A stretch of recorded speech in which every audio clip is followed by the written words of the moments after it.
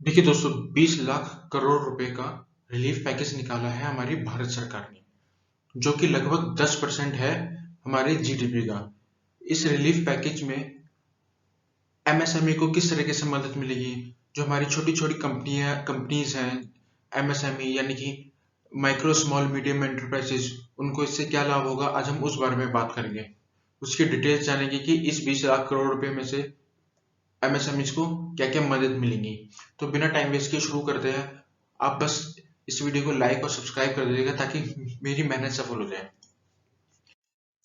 तो 21 लाख करोड़ का जो रिलीफ पैकेज है, ये कंबाइंड पैकेज है। मतलब जो पिछले रिलीफ पैकेज भी इसमें शामिल है, यानी कि जैसे 1.7 लाख करोड़ का एक बार रिलीफ पैकेज आया था, या आरबीआई ने जो कि 6.5 लाख करोड़ रुपए का या 1 लाख करोड़ रुपए का दोबारा आरबीआई का पैकेज निकला था इकोनॉमी को रिवाइव करने के लिए, वो सारे इसी में शामिल है। तो ऐसा नहीं है कि जो 21 लाख करोड़ रुपए है वो दोबारा सरकार नहीं देगी। वो जो उसमें पिछले पैसे शामिल है, पिछले रिलीफ पैकेज शामिल है, यानी कि लगभग लगभग 10.7 लाख करोड़ रुपए अभी बचते हैं स्पेंड होने को। बाकी जो 9.3 लाख है वो स्पेंड या उनके बारे में हमको पता चल चुका है।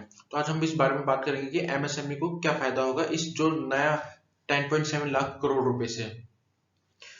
तो जैसे कि हम जानते हैं, पिछले आरबीआई के पैकेज भी आए हैं इन रिलीफ पैकेज में। जैसे कि जो पिछले आरबीआई के तो बता ही दिया उन्होंने, आरबीआई के पैकेज पहले जो 1.0 आया था फेब और मार्च में, तो उन्होंने डॉलर स्वैप करा था, ऑक्शन किया था डॉलर स्वैप का, ताकि जो डॉलर की कमी मार्केट में ना हो जाए और रुपए और ज्यादा वीक ना हो जाए डॉलर के अगेंस्ट। रेपो रेट कम किया था।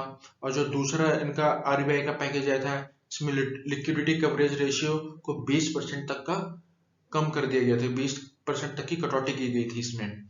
और कुछ ऐसे ही रिफॉर्म्स लाए गए थे इकोनॉमी को रिवाइव करने के लिए। अब इसमें क्या क्या स्टेप लिए हैं एमएसएमई को रिवाइव करने के, इनकी मदद करने के लिए? देखिए, एमएसएमई को रिवाइव करना बहुत इंपॉर्टेंट है, क्योंकि ये बैकबोन है इंडियन सर्विस और मैन्युफैक्चरिंग इंडस्ट्रीज की। तो इस पैकेज में 3 लाख करोड़ रुपए का जो कोलेटरल फ्री लोन देगी सरकार एमएसएमईज को, यानी माइक्रो स्मॉल मीडियम एंटरप्राइजेस को। ये जो लोन होगा ये 4 साल के लिए होगा, और इसमें पहले साल कोई भी ईएमआई देने की जरूरत नहीं पड़ेगी। जो ईएमआई होगी वो दूसरे साल से दी जाएगी। और जो 2 लाख एमएसएमई के लिए जो 20,000 करोड़ रुपए का पैकेज निकाला गया, दिए गए जो एनपीए हो गए हैं, यानी कि जो पैसे नहीं दे पाए हैं इस लॉकडाउन की वजह से, उनके लिए 20,000 करोड़ रुपए का पैकेज निकाला गया। 5,000 करोड़ रुपए की इक्विटी इन्फ्यूजन के थ्रू मिलेंगे इसमें एमएसएमई को, मदर फंड और डॉटर फंड के थ्रू। डॉटर फंड से वो इन्वेस्टमेंट आती है कि जो नई टेक्नोलॉजी को अडॉप्ट करना चाहती है कंपनीज, या जो नई टेक्नोलॉजी को डेवलप करना चाहती है, वो इस डॉटर फंड में आते हैं। अब इस सर्विस सेक्टर में मैन्युफैक्चरिंग सेक्टर को एक जैसा ही बेनिफिट मिलेगा। अब से जो सर्विस सेक्टर और मैन्युफैक्चरिंग सेक्टर होंगे उनको एक जैसा सबको बेनिफिट मिलेगा। इस जो हमारे निर्मला सीतारमण जी हैं फाइनेंस मिनिस्टर, उन्होंने इसकी डेफिनेशन चेंज कर दी है, ताकि जो मैन्युफैक्चरिंग सेक्टर को पहले ज्यादा लाभ मिलता था और सर्विस सेक्टर को कम मिलता था, क्योंकि जो मैन्युफैक्चरिंग सेक्टर में इन्वेस्टमेंट ज्यादा होती थी सर्विस सेक्टर के मुकाबले। तो अब एमएसएमई की जो डेफिनेशन है उसमें क्या चेंजेस आए? तो चेंज ये आए हैं, ये कर किए गए हैं कि अब से जो भी कंपनीज होंगी उनको दो हिस्सों में नहीं, एक ही हिस्से में बांटा जाएगा, चाहे वो मैन्युफैक्चरिंग हो या सर्विस सेक्टर हो। ऐसा इसलिए किया गया है ताकि जो ज्यादा से ज्यादा कंपनीज को इसका फायदा मिले और ज्यादा से ज्यादा जॉब्स क्रिएट हो पाए। तो जैसे कि आप देख सकते हैं कि जो पहले था और अब के बीच में क्या फर्क है। पहले मैन्युफैक्चरिंग एंटरप्राइजेस और सर्विस एंटरप्राइजेस दोनों अलग अलग हुआ करती थी। पहले की अगर हम बात करें तो जो मैन्युफैक्चरिंग एंटरप्राइजेस में माइक्रो जो सेक्शन था, उसमें 25 लाख या उससे कम की इन्वेस्टमेंट को माइक्रो एंटरप्राइजेस कहा जाता था। अगर वही सर्विस सेक्टर की बात करें तो वहां पे अगर 10 लाख तक की इन्वेस्टमेंट है तो उसको माइक्रो कहा जाता था। अगर हम स्मॉल एंटरप्राइजेस की बात करें तो जो पहले 5 करोड़ तक की इन्वेस्टमेंट होती थी, 10-25 लाख से 5 करोड़ के बीच में, उसको स्मॉल कहा जाता था, स्मॉल एंटरप्राइजेस। और जो सर्विस एंटरप्राइजेस में 2 करोड़ तक की इन्वेस्टमेंट को स्मॉल एंटरप्राइजेस में रखा गया था। वहीं अगर मीडियम की बात करें तो मैन्युफैक्चरिंग सेक्टर में मैन्युफैक्चरिंग एंटरप्राइजेस में 10 करोड़ तक की थी इन्वेस्टमेंट और सर्विस सेक्टर में 5 करोड़। अगर हम वहीं जो रिवाइज एमएसएमई आई या नए जो एमएसएमई का डेफिनेशन आई है उसको अगर हम क्लासिफाई करें तो वहां पे मैन्युफैक्चरिंग और सर्विस एंटरप्राइजेस को एक ही जैसा बेनिफिट देने की कोशिश की गई है और इस बार सिर्फ इन्वेस्टमेंट के बेसिस पे नहीं, टर्नओवर के बेसिस पे भी डिसाइड होगा कि वो जो एंटरप्राइजेस है वो स्मॉल है, मीडियम है या माइक्रो है।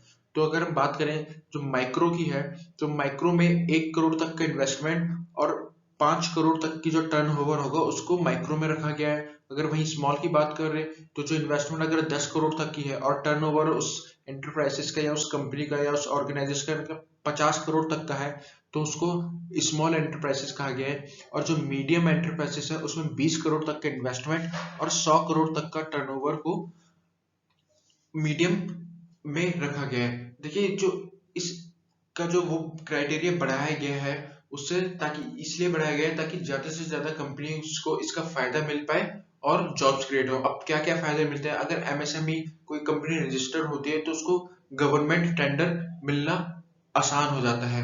अगर वो लोन लेना चाहती है कोई भी मशीनरी इंपोर्ट करने के लिए तो उसमें 15% तक की सब्सिडी इसमें जो कंपनीज है उनको वो वहां पे मिल जाती है और उनको लाइसेंस और अप्रूवल रजिस्ट्रेशन करवाना किसी नए अपने जो बिजनेस में है वो आसानी से मिल जाता है और आईएसओ सर्टिफिकेट को एक्सपेंड करना वो भी आसानी से हो जाता है। तो काफी सारे बेनिफिट्स मिलते हैं चाहे वो टैक्स के फॉर्म में मिले या टैरिफ के फॉर्म में मिले या सब्सिडी के फॉर्म में मिले। तो एमएसएमई को काफी ज्यादा बेनिफिट्स मिलते हैं। वहीं जब हमने इसका क्राइटेरिया बढ़ाया तो अब ज्यादा से ज्यादा कंपनीज इस चीज का फायदा ले पाएंगी और ज्यादा से ज्यादा लोगों के पास पैसा आएगा। इसका पर्पस यही है। अगर हम यहाँ पे देखें कि एम्प्लॉइज को क्या क्या बेनिफिट मिल रहे हैं, जो 2500 करोड़ रुपए ईपीएफ सपोर्ट के लिए दिए गए हैं इसमें से इस 20 लाख करोड़ में से, जिसमें से 10 अब उसमें क्या होगा कि जो पहले होता था 12% एम्प्लॉय का कटता था और 12% एम्प्लॉयर का कटता था जो कि ईपीएफ अकाउंट में टोटल 24% इकट्ठा होता था एम्प्लॉय के लिए। तो अब से 12% नहीं 10% एम्प्लॉय का कटेगा और 10% ही एम्प्लॉयर का कटेगा। और ऐसा नहीं कि अब उसमें सिर्फ 20% जाएगा, जो मिलेगा उनकी ईपीएफ अकाउंट में, जो एम्प्लॉयज की ईपीएफ अकाउंट में 24% ही जाएगा और जो एक्स्ट्रा 4% है वो गवर्नमेंट बेयर करेगी। तो देख सकते हैं कि इसका भी पर्पस ये है कि लोगों के हाथ में ज्यादा से ज्यादा पैसा है। अब एम्प्लॉय के हाथ में 2% बचा के उन्होंने एम्प्लॉयज के हाथ में पैसा दे दिया ताकि वो ज्यादा से ज्यादा खर्च करें और वहां पे 2% एम्प्लॉयर के बचा के उन्होंने एम्प्लॉयर के हाथ में पैसा दे दिया ताकि वो ज्यादा से ज्यादा अपने बिजनेस में इन्वेस्ट कर पाए। तो जिससे क्या होगा कि जो हमारी प्रोडक्शन बढ़ेगी, प्रोडक्शन बढ़ने से क्या होगा, जो एम्प्लॉय के हाथ में 2% एक्स्ट्रा मिला है तो उससे हमारी डिमांड भी बढ़ेगी। तो इससे हमारी इकोनॉमी को रिवाइव करने में काफी ज्यादा मदद मिलेगी। तो यही था इस वीडियो में कि एम्प्लॉय और छोटे छोटे कंपनीज को कैसे फायदा मिलेगा जो नया पैकेज निकाला है सरकार ने। उम्मीद करता हूँ दोस्तों कि आपको ये वीडियो पसंद आई होगी। कमेंट सेक्शन में जरूर बताना आपको ये वीडियो कैसी लगी और लाइक और सब्सक्राइब शेयर जरूर कर देना, इससे थोड़ी मोटिवेशन मिल जाती है यार। और बेल आइकन जो यार तो जरूर दबा देना। चलो ठीक है, शुक्रिया।